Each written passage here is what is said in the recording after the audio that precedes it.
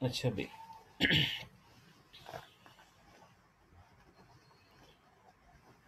आगे था हमारे पास application of waterfall model.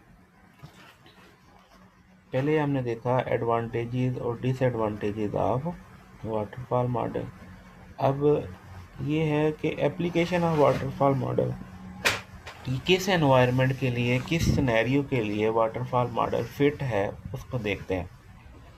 Best fit for structural development. Structural कहते हैं जो ऑर्गेनाइज्ड डेवलपमेंट होती है उसको क्या कहते हैं, स्ट्रक्चरल डेवलपमेंट। तो ये स्ट्रक्चरल डेवलपमेंट के लिए बेस्ट फिट है। Where the change management is not an issue. जहाँ पे चेंजेस वगैरह का इशू नहीं होता, वहाँ के लिए ये फिट है। और फिर इसी तरीके से mostly use for legacy system because for them requirement are well understood. Legacy system का मतलब मसलन अगर एक फर्ज किया एक बैंक है, उसके अंदर ऑलरेडी सॉफ्टवेयर चल रहा है। अब वो सॉफ्टवेयर उन्होंने 1980 में बनवाया था, अब उसके वो फीचर 1980 वाले ही होंगे। अब सॉफ्टवेयर डेवलपमेंट के अंदर नई चीज़ें आ गई, बहुत सारी नई टेक्नोलॉजीज आ गई, अब वो उसको रिप्लेस करना चाहते हैं। तो जो पहले वाला सिस्टम चल रहा है तो उसको हम क्या कहते हैं, लेगेसी सिस्टम। तो लेगेसी सिस्टम जहाँ पे चल रहा होता है वहाँ के लिए ये वाटरफॉल मॉडल फिट है। क्योंकि अगर सिस्टम लेगेसी सिस्टम चल रहा है तो इट्स मीन उनकी रिक्वायरमेंट ऑलरेडी जो है, ऑलरेडी रिक्वायरमेंट अंडरस्टैंडेबल है, अंडरस्टूड है कि क्या क्या चीज़ें बननी है, तो वहाँ के लिए फिट है। If requirement are likely to be freeze before development then waterfall model is feasible. अगर कोई ऐसी रिक्वायरमेंट जहाँ पे सॉफ्टवेयर के बनने से पहले ही डिसाइड है कि क्या चीज़ बनानी है और उसके अंदर चेंज नहीं है, तो उस किस्म के एनवायरनमेंट के लिए वाटरफॉल मॉडल जो है वो बेस्ट है।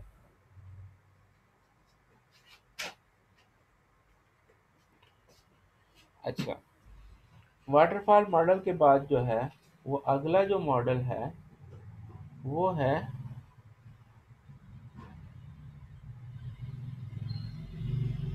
Verification and validation model. Verification and validation model, a variant of waterfall that emphasizes the verification and validation। ये वाटरफॉल मॉडल के अंदर कुछ चीज़ें और डाल दी जाएं जिसके अंदर उसकी वेरिफिकेशन और वैलिडेशन डाल दी जाए तो वो वी एंड वी मॉडल बन जाता है। V and V model. Testing of product is planned in parallel with corresponding phases of development, or while the waterfall emphasis document and artifacts, V model emphasis on activities and correctness। इसका क्या मतलब है, इस चीज़ को समझिए कि पहले आपने ये चीज़ें पढ़ी कि यूज़र एनालिसिस होता है, system analysis, system design, architecture design, model design, coding. Coding के बाद unit testing, integration testing, functional testing और यूज़र एक्सेप्टेंस टेस्टिंग। तो ये फेजेस हैं वाटरफॉल की। अब वाटरफॉल पे आप क्या करते हैं, आपका सिस्टम रिक्वायरमेंट एनालिसिस होता है तो वहाँ पे एक्सेप्टेंस टेस्टिंग। तो क्या करते हैं कि जैसे ही टेस्टिंग करना, टेस्टिंग का मतलब है कि जो यूज़र ने रिक्वायरमेंट दी थी क्या वो वही है, तो इस चीज़ को वेरीफाई करना, तो इसका मतलब वैलिडेट करना, एक्सेप्टेंस टेस्ट डिज़ाइन को वैलिडेट करना। फिर सिस्टम डिज़ाइन बना, उसका सिस्टम टेस्ट डिज़ाइन और सिस्टम टेस्टिंग जब करते हैं तो उसको वैलिडेट करते हैं। फिर आर्किटेक्चर को इंटीग्रेशन टेस्टिंग के साथ वैलिडेट करते हैं। फिर मॉड्यूल डिज़ाइन को यूनिट टेस्टिंग के साथ डिज़ाइन करते हैं।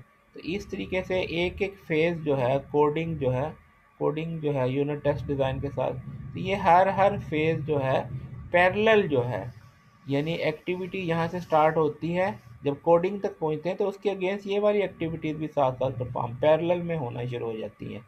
तो ये जो है वी एंड वी मॉडल है, वेरिफिकेशन एंड वैलिडेशन मॉडल, जिसके अंदर वाटरफॉल मॉडल के अंदर जो एक्टिविटीज़ परफॉर्म हो रही होती हैं उनको पैरेलल चेक किया जा रहा होता है, वैलिडेट या वेरीफाई किया जा रहा होता है।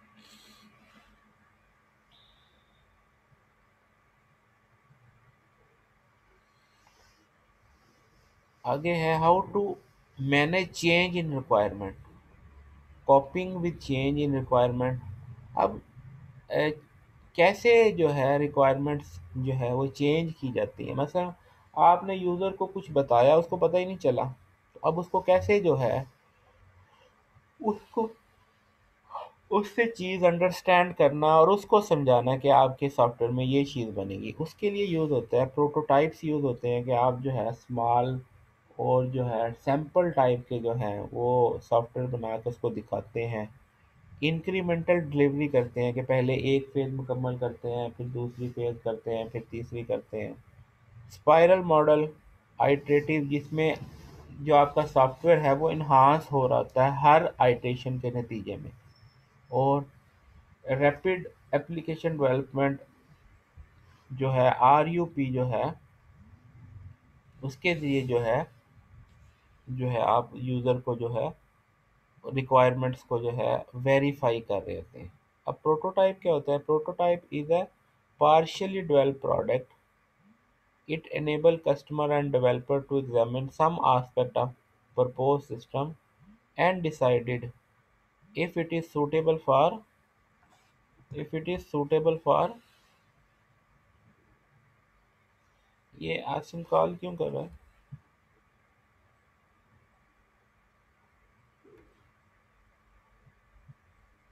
क्या हुआ? अब ये आसिम कौन है? अच्छा, ये आसिम तो शायद आपका सीनियर स्टूडेंट है। अच्छा, चलें जी, चलें। प्रोटोटाइप क्या होता है? Prototype is a partially developed product. ये मुकम्मल नहीं होता बल्कि पार्शियली डेवलप्ड।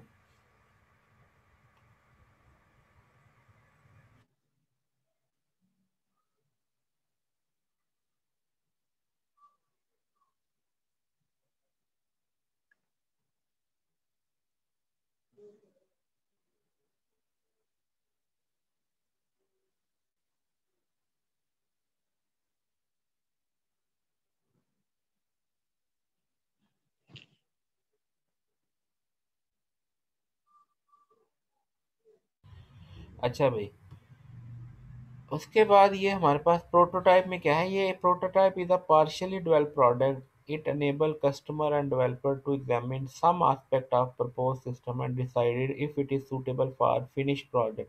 यानी वो जैसे होता है नहीं कि आप सैंपल दिखा के यूज़र से कंफर्म कर रहे होते हैं कि जनाब ये ऐसी चीज़ बनेगी, बना दें, तो ये उस तरह की कोई एक्टिविटी है। इसमें दो तरह के प्रोटोटाइप होते हैं। एक होता है एवोल्यूशनरी, कि मसलन थोड़ा सा सैंपल बनाया, उससे पूछा, उसको समझ नहीं आई, उसमें थोड़ी सी चीज़ें और अल्टर करके फिर दिखाया, समझ नहीं आई, फिर अल्टर करके दिखाया। इसको कहते हैं एवोल्यूशनरी प्रोटोटाइप। एक ही होता है कि आपने प्रोटोटाइप बनाया, उसको दिखाया, समझ नहीं आई, उसको फेंक दिया, फिर नया बनाया, फिर उसको चेक करवाया, उसकी समझ आ गई, तो उसको क्या कहते हैं? Throw away prototype. तो ये दो तरह के प्रोटोटाइप होते हैं। फिर adding prototype to the life cycle. अब ये जो लाइफ साइकिल है उसके अंदर प्रोटोटाइप को ऐड करने का क्या मसला है? रिक्वायरमेंट नहीं समझ में आ रही यूज़र को, प्रोटोटाइप डाल लो। डिज़ाइन यूज़र से कंफर्म करना है, प्रोटोटाइप डाल लो। ठीक है, एफिशिएंसी चेक करनी है यूज़र से, प्रोटोटाइप डाल लो। तो वो प्रोटोटाइप के मुताबिक आप चीज़ यूज़र से जो है लुक एंड फील, कलरिंग, इस तरह की चीज़ें उसके साथ वो कर रहे थे। Use to explore the risky aspect of the system, यानी जहाँ पे आपको लगता है ना कि यहाँ पे रिस्क फैक्टर है, पता नहीं यूज़र को पसंद आएगा कि नहीं आएगा, तो वहाँ पे आप क्या करते हैं? प्रोटोटाइप के ज़रिए उसको कंफर्म कर लेते हैं। Risk of developing the wrong system what customer does not want, यानी ऐसी चीज़ बनने जा रही है जो कस्टमर नहीं चाहता, तो कैन भी उसका यूज़र इंटरफेस भी हो सकता है without functionality. Other technical risk is performance है using new technology alternative algorithm can have with elicitation and validation of system requirement. Elicitation कहते हैं यूज़र से रिक्वायरमेंट का जानना, रिक्वायरमेंट का इकट्ठे करना, इसको कहते हैं रिक्वायरमेंट एलिसिटेशन। तो अब उसको समझ नहीं आ रही एलिसिटेशन में कि भाई क्या होगा, आप उसको बहुत लाख बताने की कोशिश करते हैं, जनाब आपके सॉफ्टवेयर में ऐसे होगा, ऐसे होगा, उसको कुछ समझ नहीं आ रही। तो उस सूरत में आप क्या करते हैं? उसको छोटा सा प्रोटोटाइप बना के दिखाते हैं कि जनाब ये कुछ इस तरह की चीज़ होगी, तो फिर उसको वो बात समझ में आ जाती है। इसको क्या कहते हैं कि रिक्वायरमेंट एलिसिटेशन और वैलिडेशन के दौरान जो है आप प्रोटोटाइप को यूज़ कर सकते हैं। अब प्रोटोटाइपिंग के स्टेप्स क्या हैं? ए preliminary project plan is developed, A partial high level paper model is created, model is source for partial requirement specification. Prototype is built with basic and critical functions. The design builds database, interface, algorithm functions. The designer demonstrates the prototype, the user evaluates the problem and suggests improvement. This loop continues until user is satisfied. यानी ये एक loop चलता है कि user को बार बार demonstrate करते रहते हैं प्रोटोटाइप की मदद से, और फिर यूज़र कह देता है हाँ भाई यही है, भाई यही बनना है, तो यूज़र सेटिस्फाई हो जाते हैं।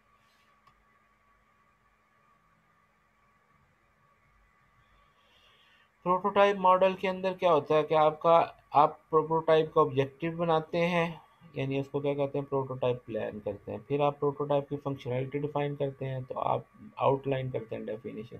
फिर आप डेवलप करते हैं प्रोटोटाइप, और उसको क्या करते हैं कि एग्जीक्यूट प्रोटोटाइप करवाते हैं। तो फिर आप इसको वैल्यूएट करते हैं प्रोटोटाइप एवेल्यूशन रिपोर्ट, यानी यहाँ पे ये फेजेस हैं, और इनके नतीजे में यहाँ पे वो डिलीवरेबल हैं।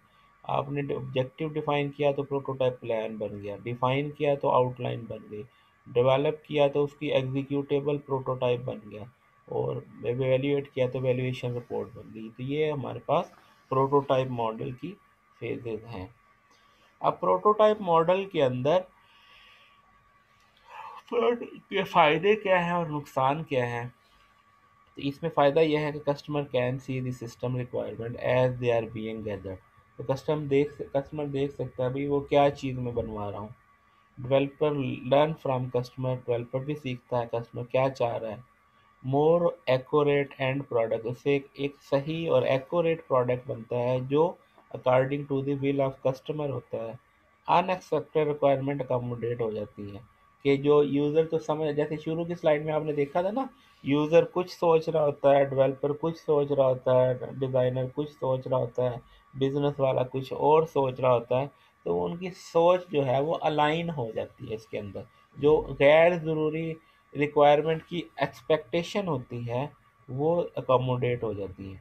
Allow for flexible design and development, steady visible sign of progress product, कि कस्टमर को भी लगता है कि यार कुछ बन रहा है, ऐसे नहीं लगता पता नहीं कुछ बना भी रहे हैं कि नहीं। Iteration with the prototype simulates awareness, तो ये जो सिमुलेट क्या करती है, अवेयरनेस करती है किसको, ऑफ एडिशनल नीडेड फंक्शनैलिटी। तो बाज़ दफ़ा जो है यूज़र एकदम से पूरा मुकम्मल सॉफ्टवेयर देख के वो कहता है मुझे तो ये इस तरह का तो नहीं चाहिए था। तो अब जब वो आहिस्ता आहिस्ता उसको आप चीज़ें दिखाते रहते हैं ना, तो वो उसकी अवेयरनेस भी बढ़ती रहती है और वो चीज़ें मेच्योर होती रहती है, नहीं इसमें ये भी होनी चाहिए। तो वो बाज़ दफ़ा जो बजट 5,000 से शुरू होता है तो 50,000 तक पहुंच जाता है, क्योंकि उसकी अवेयरनेस बढ़ती जाती है। वो कहता है अगर इसमें ये हो जाए तो क्या बात है, ये हो जाए तो क्या बात है। तो वो तभी होता है जब आप उसको प्रोटोटाइप दिखाते रहते हैं, अच्छा ये है, तो फिर उसको जब चीज़ें समझ में आनी शुरू हो जाती हैं तो फिर वो और मोर की डिमांड करता है, तो उससे वो बजट भी उसी लिहाज से इंक्रीज होता है। डिसएडवांटेज इसका क्या है, tendency to abundant structure program development for code and fix development. कहते हैं ये बार बार चेंज की वजह से जो है आपके अंदर कोड के अंदर जो है वो प्रॉब्लम फिक्सेस ज़्यादा आ जाते हैं। Bad reputation of quick and dirty method. अब जब आप प्रोटोटाइप बनाते हैं तो फिर आपकी अप्रोच क्या होती है, आपकी अप्रोच होती है कि बस किसी तरह यूज़र को दिखा दें। तो उसके लिए फिर वो जो स्टैंडर्ड्स हैं आप उनको फॉलो नहीं कर रहे होते, बस फटाफट बनाने की करते हैं। तो जब फटाफट बनाने का करते हैं तो वो वो बैड रेपुटेशन या डर्टी मेथड्स यूज़ होते हैं जो, या डर्टी प्रोडक्ट बनता है। ओवरऑल मेंटेनेबिलिटी में भी इग्नोर। तो वो जो मेंटेनेबल के आस्पेक्ट होते हैं कि भाई बाद में फिर चेंज करना पड़ा तो क्या करना पड़ेगा, उसको अंडरस्टैंड भी करना पड़ेगा, वो सारी चीज़ें जो है डिस्टर्ब हो जाती है। प्रोसेस में continue forever, scope creep हो जाता है कि इसके मतलब ये है कि वो यूज़र रोज़ कुछ ना कुछ नया कहता रहेगा, रोज़ आप चेंज करते रहेंगे। लेकिन अगर वो एक दफ़ा बनेगा तो फिर उसको वो जो है ना उसका वो जो स्कोप है वो बढ़ना शुरू हो जाता है। तो ये इसका जो है ड्रॉबैक है। प्रोटोटाइप की एप्लीकेशन कहाँ पे सूटेबल है, रिक्वायरमेंट आर अनस्टेबल और हैव टू क्लैरिफाइड, ऐसी जगह जहाँ पे रिक्वायरमेंट क्लियर नहीं है, और requirement clarification stage of waterfall model. As the requirement clarification stages of waterfall model develop user interfaces, ठीक है। When customer is more specific about GUI, जहाँ पे वो बड़ा कॉन्शियस है यूज़र के, मेरा जो है वो जीयूआई ऐसे होना चाहिए, जीयूआई ऐसे होना चाहिए, तो वहाँ पे जो है प्रोटोटाइप मॉडल होगा।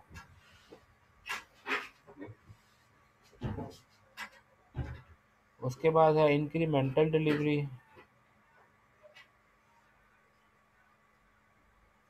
चलिए काफी नहीं। जी, हाँ जी काफ़ी, मैं भी यही सोच रहा हूँ कि काफ़ी हो गया है। ये जी। नेक्स्ट जो है वो हम करेंगे। यहाँ तक कोई क्वेश्चन है तो जी पूछ लें। Thank you. No sir. चलो ठीक है जी। अस्सलाम वालेकुम। वालेकुम सलाम।